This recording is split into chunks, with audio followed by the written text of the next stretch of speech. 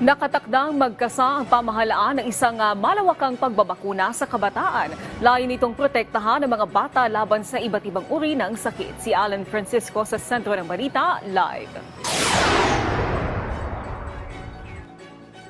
Naomi, pinangunahan ni Pangulong Ferdinand R. Marcos Jr. ang sectoral meeting kaninang umaga at isa nga sa mga dumalo ay si Health Department Secretary Teodoro Herbosa.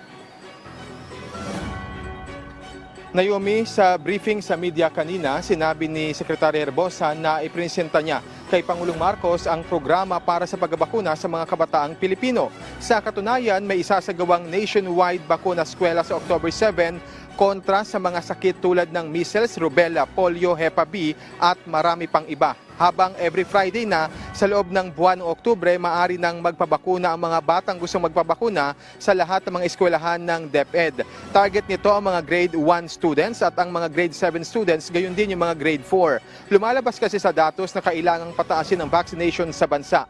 Bumababa kasi ang vaccination rate ayon kay Secretary Herbosa nitong mga nakaraang taon dahil nanggaling tayo sa COVID-19 pandemic kung saan walang pasok ang mga mag-aaral sa mga paaralan mismo kung saan karaniwang ginagawa ang pagbabakuna. Ang lahat din aniya ng mga health workers noong pandemic ay abala kontra sa COVID-19.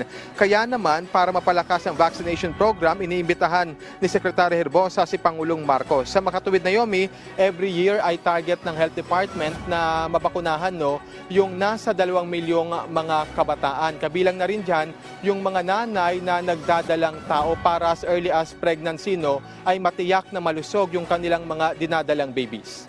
Live mula rito sa Malacanang, Naomi. Maraming salamat, Alan Francisco.